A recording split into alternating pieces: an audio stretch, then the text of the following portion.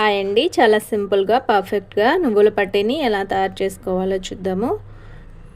నేను చెప్పే ప్రాసెస్లో చేయండి, చాలా చక్కగా వస్తాయి.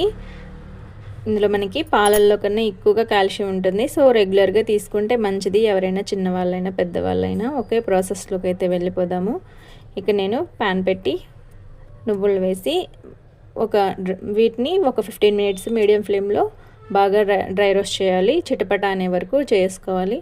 అలా చేసి పక్కన పెట్టుకొని మనం బెల్లంని తీసుకొని బెల్లంని రెడీ చేసుకుందాము. తురుముకొని ఇవి మనం 1 కప్పు నువ్వులకి 1 కప్పు బెల్లం తీసుకోవాలి.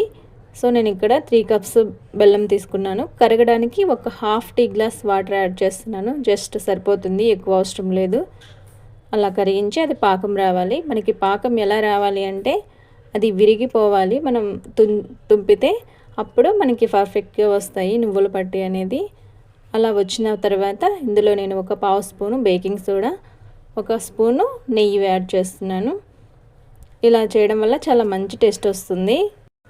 అలా ఒకసారి బాగా కలిపి మనం నువ్వుల్ని యాడ్ చేసుకుందాము. బెల్లం 3 కప్స్ తీసుకున్నాం కాబట్టి మనం నువ్వులను కూడా 3 కప్సే తీసుకుందాము. స్టవ్ ఆఫ్ చేసుకోవాలి. స్టవ్ ఆఫ్ చేసి నువ్వులు వేయండి, సరిపోతుంది. మనం ఏ కప్తో అయితే నువ్వులు తీసుకుంటామో అదే కప్పుతో 1 కప్పు బెల్లం తీసుకోండి. ఈక్వల్గా చాలా మంచిగా వస్తాయి. చూడండి, ఆ విధంగా చూస్తున్న విధంగా మంచిగా కలుపుకోవాలి. నీట్గా ఇలా నీట్గా కలుపుకొని మనం దీన్ని ఒక ప్లేట్లోకి అయితే ట్రాన్స్ఫర్ చేసుకుందాము. ప్లేట్లో నెయ్యి వేసి బాగా మొత్తం ప్లేట్ అంతా పోయండి అది నెయ్యి. అలా వేసి మనం నువ్వులను అయితే ఇందులో వేసి చపాతీ కర్రతో అలా ప్రెస్ చేసుకోవాలి మనము. చూడండి, చూస్తున్న విధంగా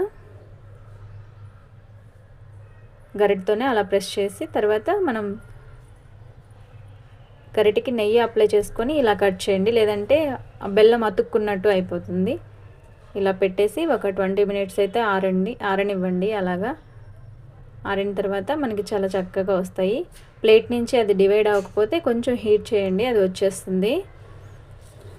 మరొక ప్లేట్లో ఇలా వేసుకొని హీట్ చేసి దాన్ని పీసెస్గా తీసి మనం తినేసామంటే చాలా మంచిగా ఉంటుంది. చాలా మంచిగా కూడా వస్తాయి. ఓకే అండి, please watch and thank you అండి.